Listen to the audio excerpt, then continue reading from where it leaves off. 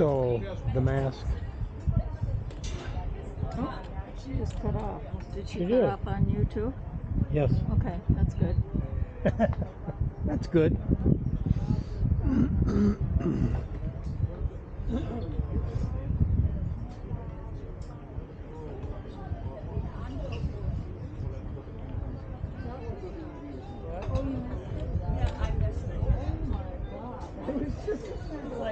It's just like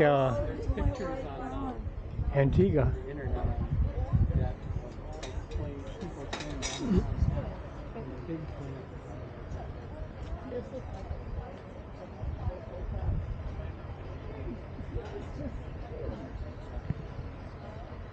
It looked like it was just right outside this.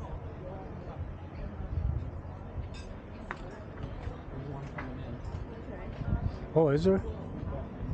I gotta see this.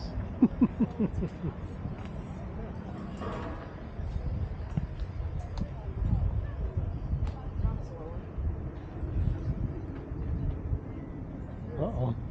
I lost my wife. Oh boy. Okay.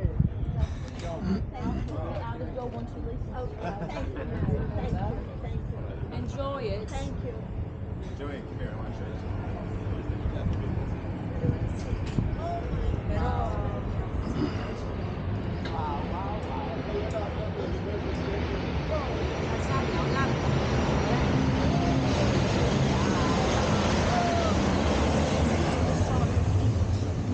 Oh, It's amazing. it's down. I have no idea how to bring them up. So I just give my diamonds. I really have no idea. Oh my god. My mom says when they landed in Houston, at the end of a cliff, and she said, I thought we were going to go just right down. And she said that they didn't with the pilots. No. What a joke! My heart would stop.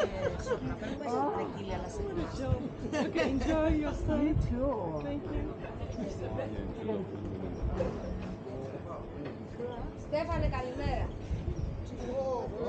Καλά είσαι. Καλά είσαι εδώ.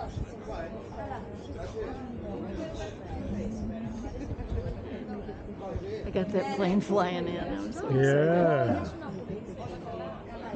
And then it just disappears. Yeah.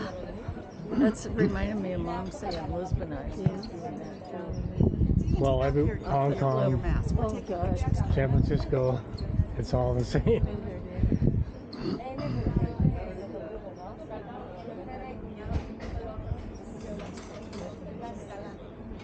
So, how long? 20 minutes here? She'll Okay. call us. Okay. If this is still working. No, she'll call us.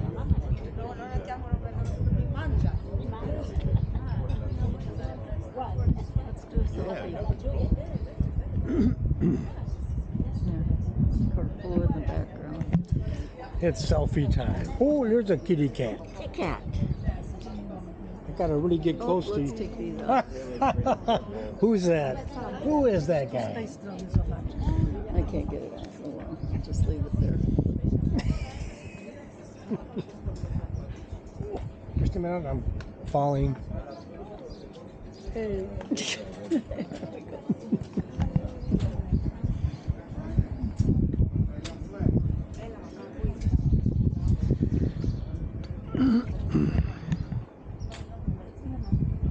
Mi Pani tak ze spokojem 10 minut mniej więcej. Więc jak Państwo macie jeszcze ochotę toaletę, coś, to będzie 10 minut. Jak Was złapię wszystkich, bo teraz wszystko do zejdzie, to będziecie gotowi na dzieciaki, no, śpią.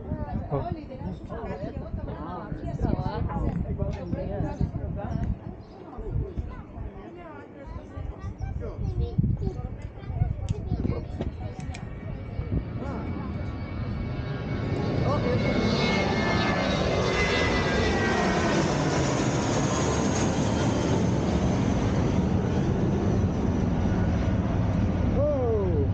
That just blew my earphone right off. Maybe I'll we'll take another angle.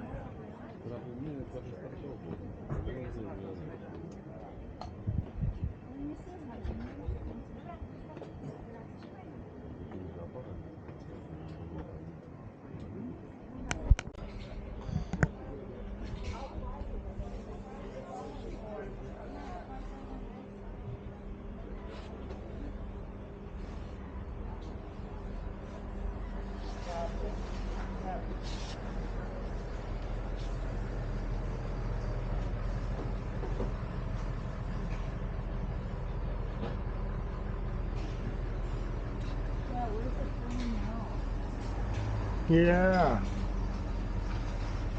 This airport isn't busy enough. Well, there's most of them are private planes coming in.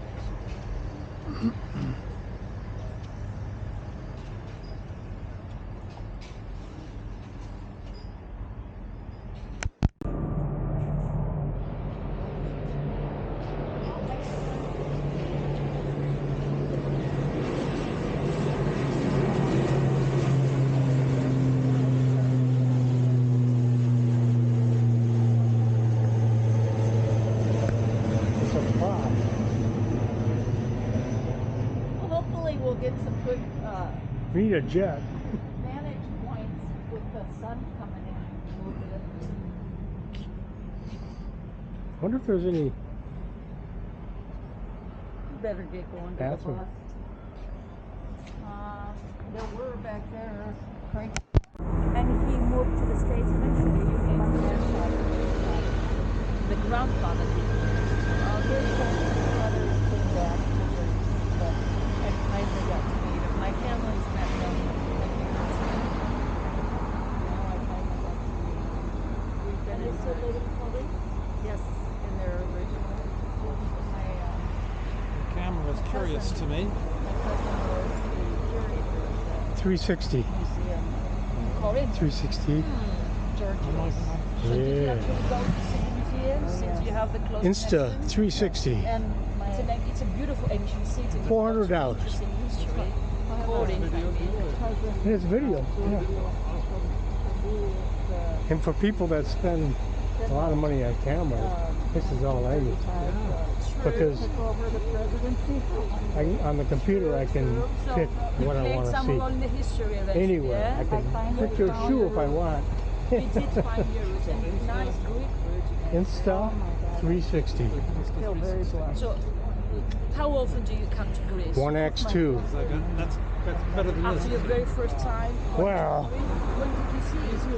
When did you first see your relatives? well, I don't have to worry about finding the right Saw them picture, out, the you right saw them angle, during this and all that. Oh, good. Why did it take you And I so can't long? remember anything. And when she's talking, I got it. Still. Because I'm not very good at paying attention. And You get two things. Which was which? yeah, there's so many places. Oh, yeah. That thing on top of, I wear it on my bicycle helmet. I call him Elroy. And when I used to downhill ski, I'd get fancy and do jumps and stuff. But I don't do anything anymore. On a previous location, its main highlights, the first stop we made, the old cannon and the Mouse Island. On our way there, rapidly mentioning the fact that that location, still a suburb of town, once upon a time was indeed the location, the site of the ancient city for that region. We saw the ruins. There was indeed a mass movement of population from that location to that rocky peninsula 500 AD, still being big enough to accommodate a small number of people, offering greater safety, a natural stronghold with lots of natural defenses when the ancient city, as we said, was destroyed in the 5th century AD. So yes, we did have two different cities on two different locations, but this second one is still very much used by modern locals, and with its own extensions, all the suburbs and the rest of the monuments that will be seen around the square. The total area of the island is 600 square kilometers, and our resident population estimated at 140,000 people. 40,000 are the city jewelers. Let me walk a bit further into that main entrance. I thought that thing was going to break. I got it. Oh, God.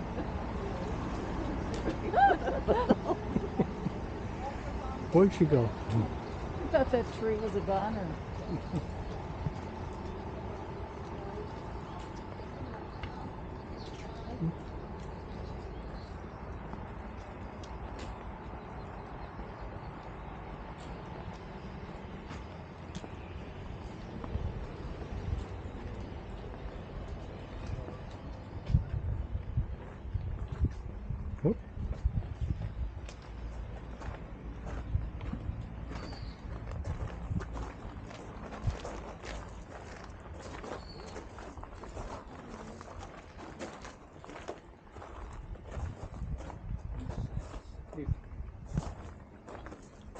come a bit closer, approach if you wish, it will be better, more comfortable for you. We won't be going further inside that old fortress. On our drive up here, you might have seen the fact that it looks like a rock surrounded by water. It is a rocky peninsula. It is indeed a natural stronghold. Did have lots of natural defenses, but people mostly needed at the time safety and defensive principles. Therefore, what we can actually see today is its main facade, its main entrance, and there will be two main bastions, right and left corner. The original entrance has always been the one that we still see further ahead at the end of that masonry bridge, spanning a sea moat, an artificial sea moat added by the people of Venice 5 centuries ago. And what about these people of Venice? Venice itself is a small town up north in Italy, but in all those times it was a proper trade maritime empire, having thousands of dominions across the Mediterranean, dominions with a clear strategic location.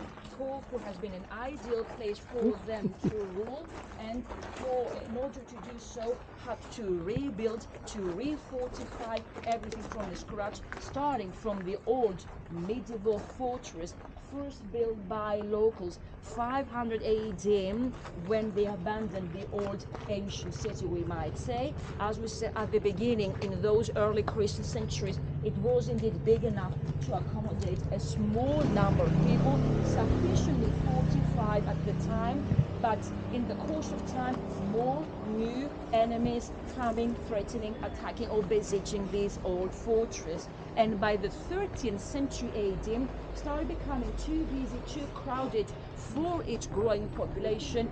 That population had to move out of that fortress, building new suburbs, new houses everywhere around, and eventually covering the whole site now known as Corfu town.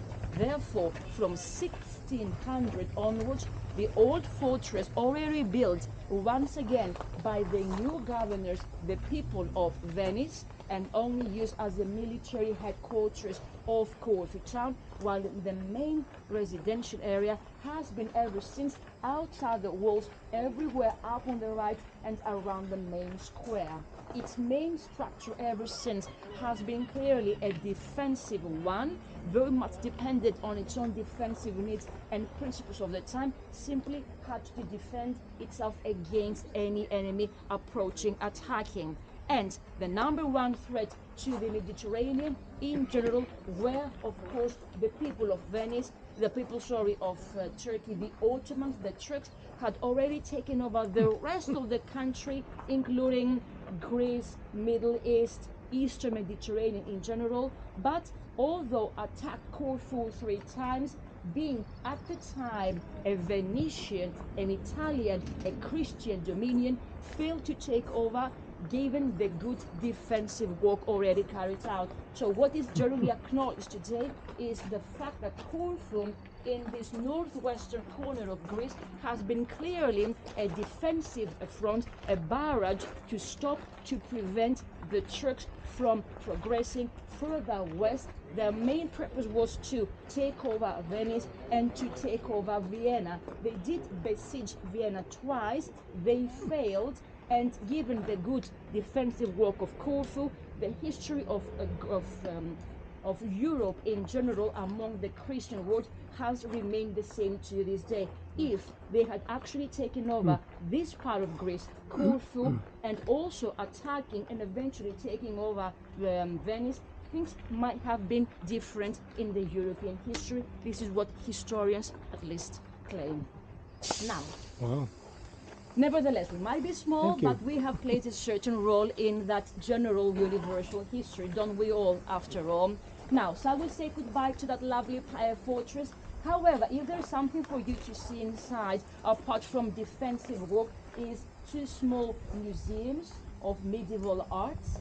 Further in and on the left, some buildings that only British buildings, either British military hospitals or British barracks, One of them will be now housing the local Greek state university, the Ionian University. So people actually come in. There are two lovely restaurants and coffee shops. And up on the right, you might have seen a white building that looks like an ancient temple. Did you notice that? That's not a temple of the ancient Greek times. It is rather a camouflage building. What we are looking at is a beautiful Christian church of St. George in a classical style, built by the British first and later used by the Greeks, converted to a Greek Orthodox church. So the building up on the right that looks like a temple in real time is of course just a lovely church of neoclassical style. So we say goodbye to that fortress, we focus on that square, and we make a couple of tiny stops.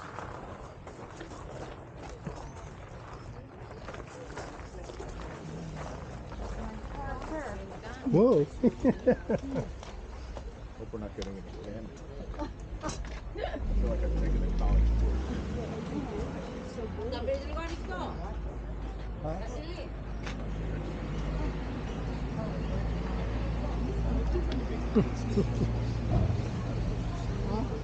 Beautiful.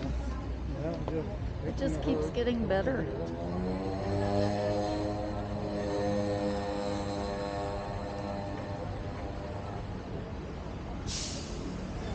See those low ones? Those are date palms. I gotta watch where I'm walking.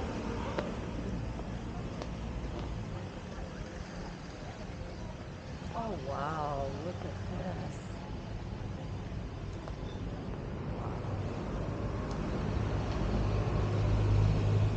Oh my gosh.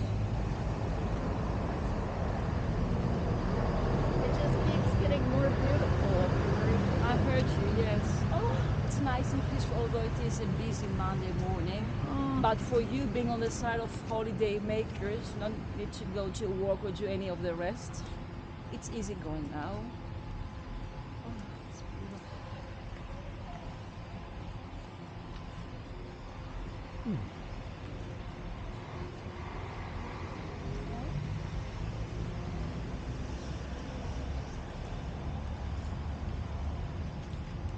Would you recommend going through the port and look for island? It's under the how up to you, but literally at least 1 hour to fully walk around it, either left on the lower level and up to the right side of the lower level. More people are actually walking all the way up to the top of that cross, just to have the best picture of Corfu town. I would less recommend it. I would take the easy route Around the bottom. around the bottom, yes. And there's a lovely coffee shop up on the right. It is a peaceful place with lots of picture opportunities, but not so many things to see as far as buildings is concerned. But if you want some privacy, some peacefulness of your own, yes, it would be a nice place to see and to stay for a coffee. Now, what do we have here? We get to see that main square of Corfu town. It is indeed the 1,000 Great Islands. It's a big number for a country like Greece, but only 270 of them are properly inhabited. It's all about tourism, after all, as far as Greece is concerned, being the third most popular country in the Mediterranean right after Spain and Italy. We have as a country 38 million of tourists. At least we did have that many till 2019. Last year, the next year right after the COVID, it is a long extended season, and we have a few months off in the winter, and we can relax. Most of us on this very island are indeed freelance. We are very much involved in tourism. This is my only occupation. As far as Greek guiding is concerned, because you do pay extra for the official Greek guides, here in Greece we have a special status quo. being a tour guide in Greece is almost like an ancient profession because it's all about that's ancient history. So there is one main Greek university, Greek State University, responsible for our own knowledge. We studied for 4 years. We take that finally we have the license to guide, and we are regarded as official Greek guides, but national Greek guides. We don't work in only one place or only responsible for just one monument, such as in Italy, I might be the guide for the Vatican, I might be the guide for Tuscany. Here in Greece, we do it all together. We're national Greek guides. We're equally treated with our fellow colleagues in Europe, and that's how the story goes. And we need to speak at least 2 foreign languages. So given the high standards of Greek guiding, of Greek guides in general, you ask for an official Greek guide and you pay more for that Greek guide. Hopefully I am actually paying off for that, paying off. Now, let me tell you, regardless of that, it's all about in Greece and on the island, others working in private businesses, banks, shops, technicians, any kind of profession, and a very small number of people involved in that farming business. In the southern part of the island, you get to have people who still enjoy harvesting their olives, their grapes, making olive oil and wine. Remember, we're still a Mediterranean country, and we do cherish that Mediterranean tradition, and we still make olive oil, wine, fruits, vegetables, some cereals, but the number one product will always be the olive oil, the extra virgin olive oil, and lots of wine varieties. Now, what about our own climate?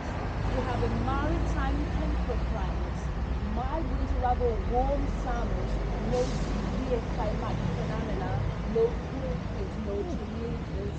Although the Mediterranean is getting much more tropical, much more warmer. Last year, for example, it was a very hot, burning summer with a temperature more than 120 degrees Fahrenheit in July and in August. So southern Europe is burning up, is getting much warmer, and northern Europe is becoming much more Mediterranean, but the temperature is rising even that greenhouse effect is raising. So dry, hot summer, may I say from now on, rainy, rather comfortable winter in and what we have is average winter temperature 50 degrees Fahrenheit. The lowest around 30, 35 right up to Christmas, but no snow on the island. Instead, lots of rain, lots of humidity, and we do have plenty.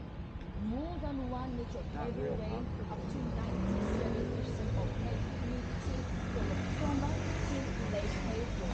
Once it starts to rain, it literally forgets to stop. But the good thing about it is the fact that Corfu is clearly the greenest place in the country. If we have the opportunity to travel around Corfu, you can see that Corfu is a old side with plenty for Mediterranean vegetation. In the summer, average temperature 85, but now it's getting much warmer to be honest.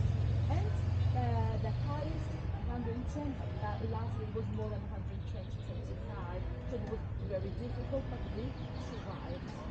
We have no earthquakes, no volcanoes on the island, but there is still a volcano island. Do we know that place by any chance? A beautiful island down south of the Aegean, and starts with an S, Santorini, a beautiful Greek island, Greek and also volcanic nature. Or a visit to a winery, for example, the island of Santorini, among other things, is always highly recommended. It's a beautiful Greek place with an active volcano, theoretically speaking. And it's all about our own geographical location, clearly determines our own history.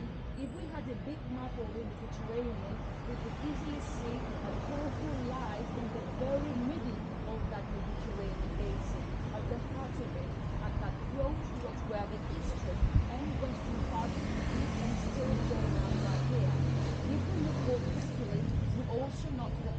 also lies in the extreme northwestern corner of Greece, at the entrance to the Adriatic, so close to western Greek mainland, so close to western Albanian mountains, and so close to southern Italy. It takes an hour and a half by ferry to the nearest Greek port on the Greek mainland. It takes an hour to the nearest Albanian port. It takes 6 hours by ferry to southern Italy, or 23 hours, 24 hours up to Venice by ferry. Given its geographical location, its proximity to Italy and the Dalmatian coast, Corfu has been for that reason an easy appealing target to Europeans like the ones we mentioned, clearly leaving traces of their own architecture, of their own history behind. So what we can see is clearly much European, but we're still Christian, Greek Orthodox in religion, we're still very much Greek in mentality. Shall we start walking? And what we see within a minute is the back of two brothers from Great Britain, Gerald and Lawrence Barrow, who got to spend 4 years on the island. Thanks to them, we have beautiful books about Corfu, but thanks to them, we have a lovely series, The Darrells of Corfu, to see and sit to enjoy. And I'm sure that their own faces missing.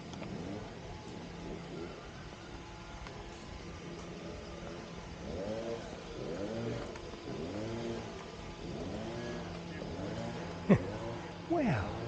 Who is that gentleman with a golden chin and golden nose? There's people who have Do people rub that or something for luck? Exactly. Okay. You're on the right track. Yes, just happened Is it by good luck? accident. To be honest, I don't really know. But if you like believing in these stories, I will not say no. Not about good luck, it's all most of all about the man himself and his brother on the other side. So we have Lawrence and Gerald on the other side, two lovely young boys who came to Corfu in 1935, becoming later famous British novelists and writing a few books about their favorite Greek place, Corfu. How the family story started. Born and raised in India. Unfortunately, his father died. Family fortune simply spent. And the mother, having 4 teenagers, very handful teenagers, had to find a new place to stay, to live. Returning to London, bad choice. They hated it. They had to return to another place, but they had no money. So Mediterranean was a good choice, but where could they actually go? Choosing Corfu, given the old British connection, we were ruled by British for a short time, and the fact that it was a lovely, beautiful, yet affordable, cheap place for them to stay 1935. It was a wise decision.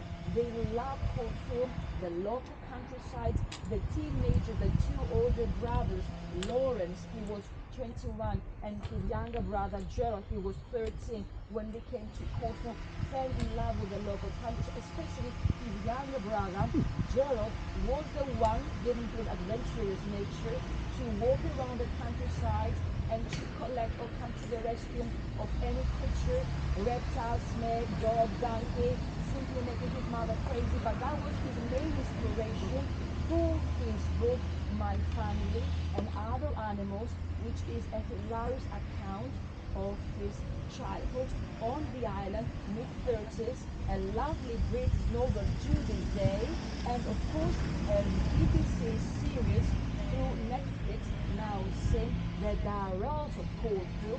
And let us walk a bit to the side of the other walk path.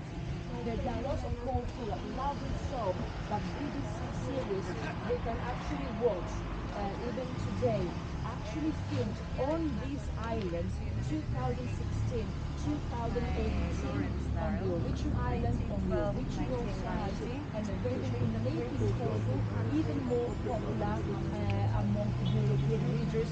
British love Corfu for 2 reasons. The fact that it is the birthplace of Prince Philip, we mentioned that already, and the second reason is Lawrence and Gerald Barrow.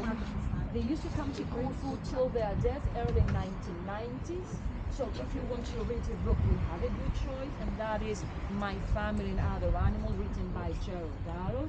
If you want to watch a movie about Corfu, that would be a James Bond movie for your eyes only, with Roger Moore, filmed in Greece, also very much on the island, 1981. So those two would be good choices. You want a James Bond movie and that novel of Gerald. Now, let's start walking. We will be walking left and further out just to focus on the lovely pardon. Yeah.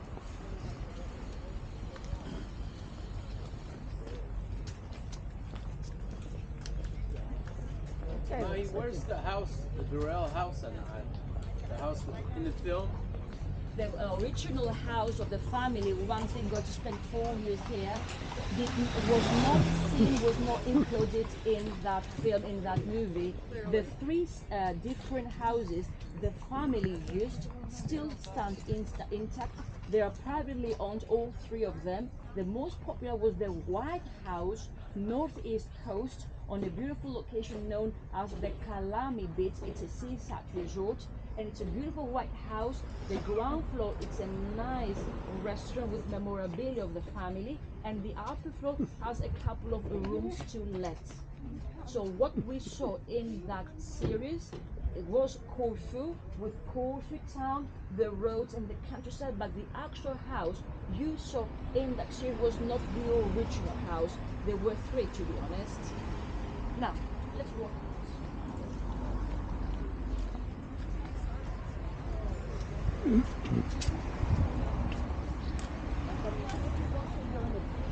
About Prince Philip or his mother, you can still watch the crown, and you can still learn a few things about the fact that the man was half Greek on his father's side and half British on his mother's side. Only that lady came to Greece married to our own Greek prince.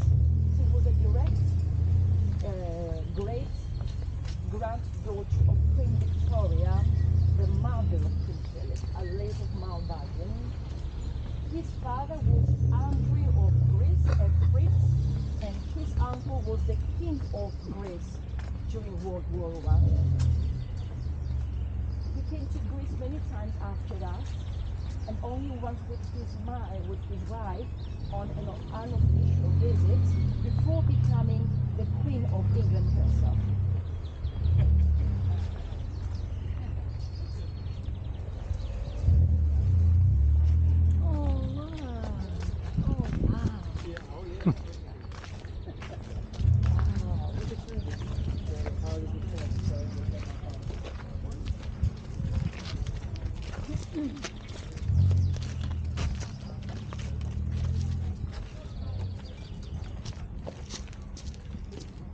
Lovely British house to the left, the only cricket pitch in Greece that you have, part of where those multi-story buildings are the first floor buildings, the Napoleon's coffee shops. What we easily see starting out is that lovely bell tower with a red dome, and that big clock, which is the bell tower of the church of our own patron saint, Saint Spirited. We will say a few things about the church itself. Now let me take you to that lovely terrace where you can have some nice perspective of the fortress, of the water, and of the Greek mainland.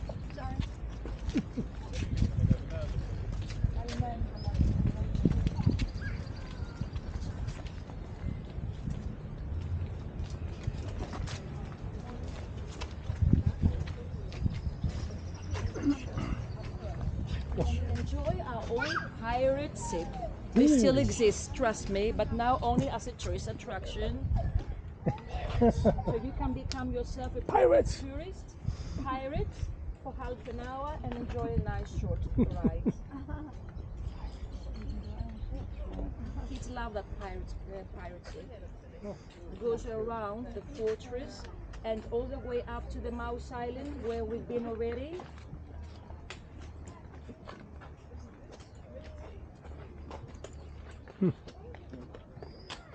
Do they just sail around? They just sail around. They No start interaction? no interaction, I'm afraid. No robberies?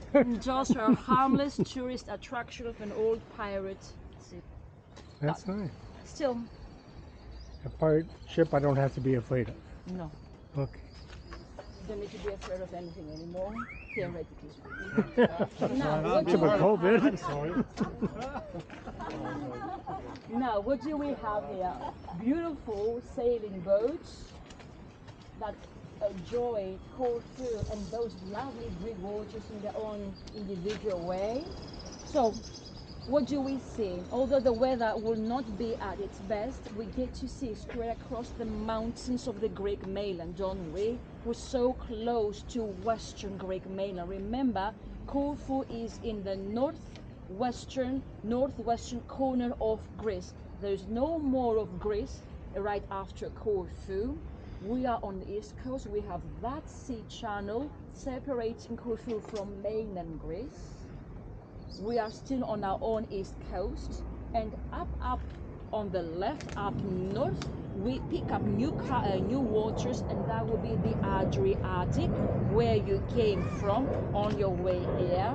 And further up on the right, we don't see it now given the haziness, we have mountains of Albania. So that opposite west coast, half of it up to this point is only Greece, but further left and further up north is also Albania.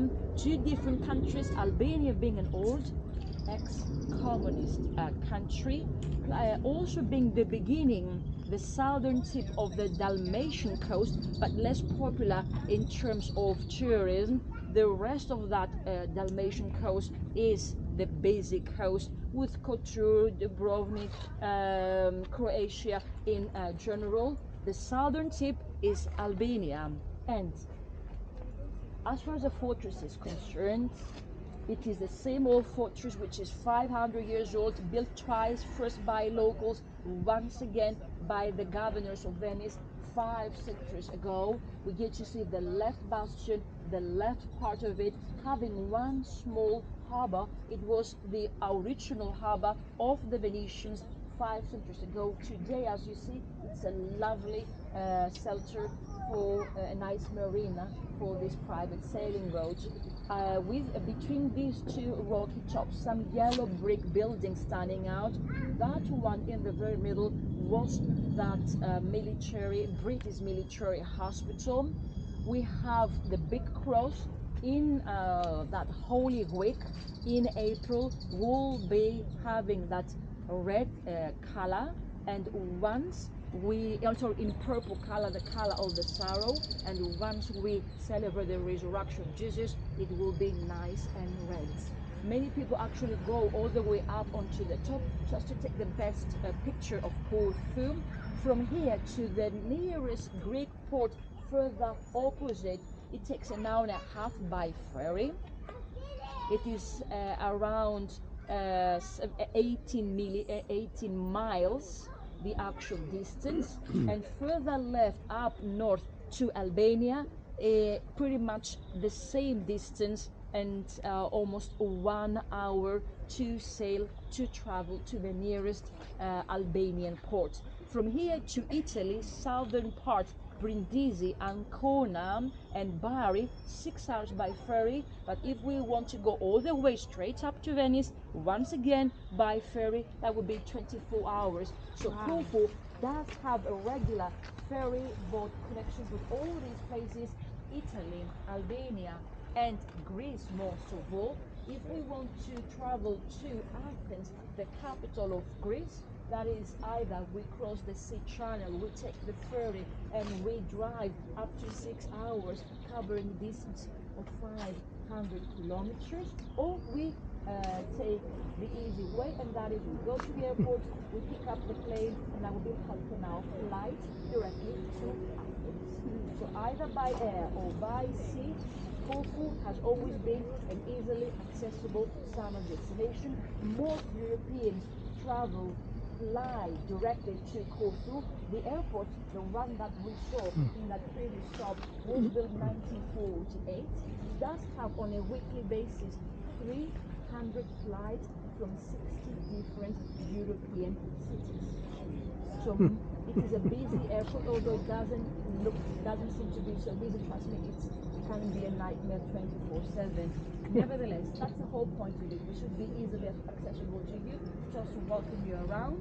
And now let us focus on that British palace. We're about to see it in a second. We actually are going on yours. Venice this one. Are you going up to Venice? So only one Greek stop on this cruise at least? No, we've already had them. We're going You already had them. So where have you been already? Athens. Athens, Crete, Rhodes, and Olympia.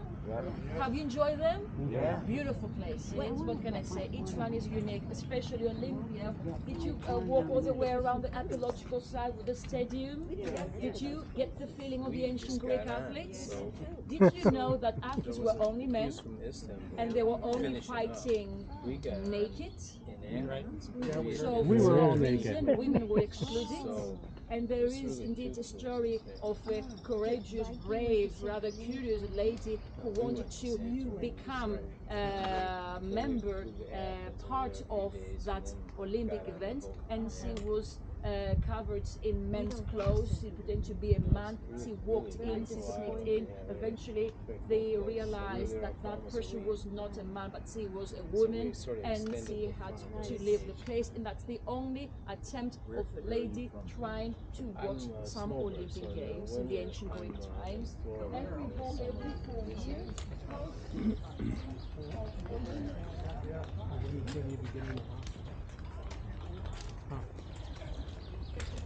I suppose I should walk on grass.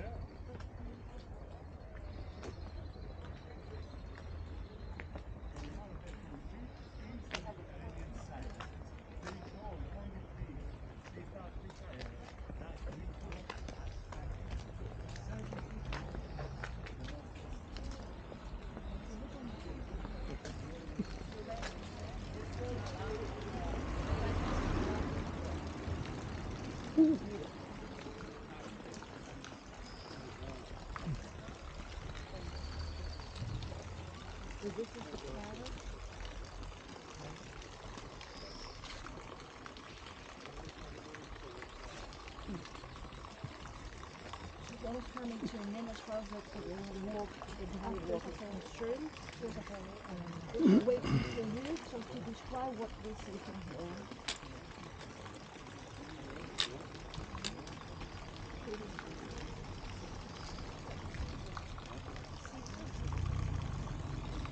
Just try to walk a bit closer. Just walk a bit closer, just try to approach us, stopping the alley, walk past. So what do we have here? A lovely British residence. We talked about them already. They have built two lovely palaces. This is the original, this has been the original British residence. We mentioned about the other, the summer residence, the birthplace of Prince Philip. So this was built first 1819. It is indeed 200 years old. the official residence of St. George and St. Michael, named after the same British order of St. George and St. Michael station, housed within that lovely British residence, made out of limestone from the island of Malta. Malta at the time, with Corfu and the other 6 islands in this western part of Greece, were under the exclusive British protection, forming, setting up one main federal state, having the name the United States of the Ionian Islands, an English protectorate. Corfu was indeed the capital, for that reason having these 2 lovely palaces. This is the biggest and oldest palace or public building in Greece today. British eventually being very innovative, open-minded, productive, generous as far as governing is concerned, were the ones to declare the Greek language the official language of the island, and Greek Orthodox religion the official religion of the island. Have Corfu restore their own Greek identity in a way, we might say, giving them lots of space as far as self-administration is concerned, with the local Ionian University, Ionian Parliament and Ionian Senate. There was indeed a self-administration to help around, and there was always a British governor, a High Lord Commissioner, as the head of that local administration. British, among other things, introduced football and cricket to Corfu. Football now played by everybody, cricket only played by locals. For that region across the world, we're about to see that cricket pitch in a minute. And British were the ones to introduce 2,000 species, tropical species of trees, of flowers to Corfu in order to enrich the local vegetation. For that reason, we have the bird of paradise, as you get to see right here.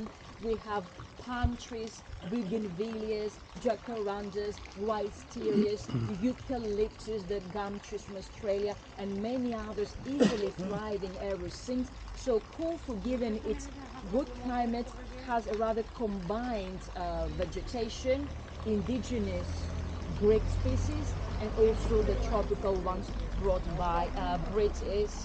And Corfu was finally reunified with mainland Greece 1864. It was the time that locals, by referendum, already feeling Greek enough, and by referendum saying, yes, we want to rejoin our motherland, we want to be part of Greece once again. British said yes, but the timing was in their own favor. There was a tiny diplomatic detail. At the time, the old king of Greece, very unpopular, had to be removed from the throne, and European countries supporting the idea that royalty should be maintained in Greece, also to their own benefit. Among them, British decided to be the ones to bring the new king to Greece. Only under that condition would also hand Corfu back to the Greek mainland. So yes, they said, we will give you back Corfu, but we will be the ones to choose your new king. That new king should be a king of their own choice. Queen Victoria said, I need to make my son a king, Alfred. But other countries said, no, it should be a neutral king. So she chose her nephew, George, from Denmark, and he became George the First of Greece, 1864. And for that tiny but still tricky reason, Corfu finally made it back to Greece, and we have been part of Greece ever since. Always something more to read between the lines. Now we say goodbye to that lovely British palace. We have that nice square to see, and let's take the road so we can see. Uh-oh. Joanne, right here.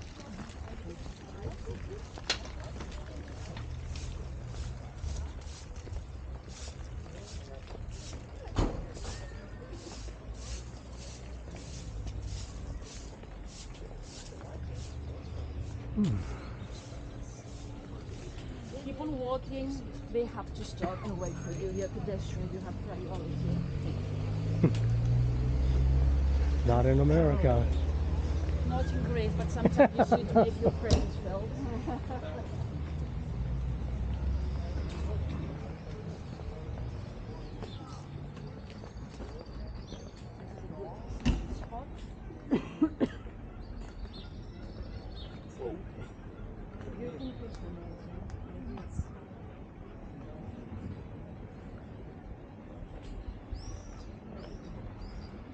We have a lovely big square starting from here all the way up to the top.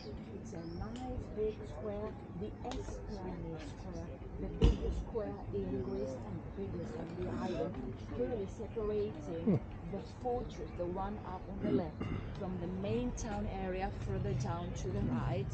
And it is 200 years old, initially arranged by Napoleon, French richer, but now Napoleon is the emperor, and he is the one to embellish this old medieval town, early 19th century. Long before his rule, this flat terrain was an open range of fire, a defensive area where no houses for their own safety should stand, given the defensive needs and principles of the time, clearly determined by the governors. The people of Venice had to isolate the houses, carefully laid out defensive structures by the people of Venice. They did excellent work. Eventually, French, Napoleon once again taking over, it is his time to make his town pretty, and that will be a nice big square of the man. Further down, let me tell you, when he lost the water and lost everything, Greece is taking over, among other things, introducing cricket, as we mentioned. So cricket has been played ever since in that cricket pitch. The cast will be removed. It is a normal cricket pitch, and people having a coffee or anything else will simply enjoy that lovely match. And let's go to the right, to the coffee shop area of Napoleon, which is the most popular coffee shop area on the island.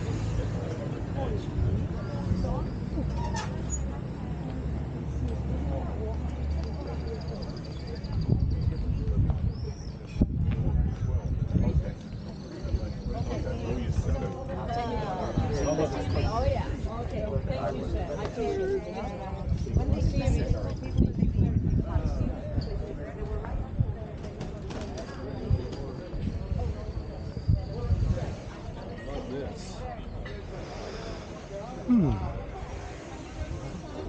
it's nice. If we were here Saturday, Sunday, or later on at night with people, more free time, you could actually see the opposite. It can get overrun by locals, by visitors of any age, of any nationality. It is the most popular coffee shop area on the island. It is worth all that publicity, all that love, since it is a beautiful place, initially arranged by Napoleon, once again having on one side these two long multi-story buildings. The facade, the arches remain intact to this day. He brought his own French architect, Mathieu de Lesseps, responsible for these two lovely buildings in neoclassical style of Napoleon, and the name is Liston, Liston, coming from the word list, the register of the local nobility. Only these noble families could come to Corfu, could come to this coffee shop area to enjoy a walk, a glass of wine, a glass of coffee, but eventually all others not listed, not included in that list, simply excluded. It was an open air club exclusively reserved for the people of the list, the local nobility, and that was all. That man, Napoleon, with his own architect, had the crazy idea of building at the same time another place in Paris identical to this one. And where is that place in Paris? The road Rivoli, Rue de Rivoli, the Rivoli Road, the one that goes to the Museum of Louvre, having on one side building just like this one. The one in Paris is longer, but it does have the same kind of buildings with the same arches on the ground floor. So we have two identical places by the same man in the exact same period, and the architect also had a great son, Ferdinand de Lesseps, who became a world-famous civil engineer. He was the one to construct the Suez Channel and the one to start building the Panama Channel, the son, Ferdinand. So it was a big family after all. Now, on this other side, further down to the right, you get to see the tiny alleys full of stores. That is the shopping area of Corfu town, tourist shopping area. Tiny alleys full of gift shops on either side. Further into, as you walk through, more shops you get to see. If you want to use a free washroom, any of these coffee shops right here in front of you will offer the free washroom. Just go to any of them, kindly ask for the toilet, and that will be all. Everything further behind, starting from that point and right behind these two buildings, is tiny alleys having that kind of stores, tourist stores and souvenir stores most of all. If you want to drink or to eat something, that is an ideal place.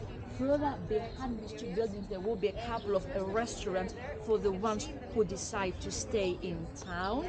If you walk that way and left across the square onto the upper road, the tour bus number 5, 11:30, 11:35 will be waiting for you. Okay, I'm not going to leave 1:30, just I'm gonna wait for 5 more minutes. So hopefully we might meet again. Thank you so much for your patience, for your attendance. Greek guides speak a lot, I'm afraid, but you know that already. So I'm your last Greek guide for the day. Yes. And for your Greek cruise, hopefully not the worst Greek guide. Oh, the best. Now, enjoy your Greek, your free time around. Thank you so much for your patience. It is worth walking around, and hopefully we will meet soon on that tour bus of ours, 11:30, 11:35. So run free and enjoy. Thank you. Thank you. No hurry. Thank you. Thank you indeed. We're getting back on No, the last 9/11. road, We're always I'm in the looking up shade there. and We'll cool. be there waiting for you till the end, at least for the next 1 hour.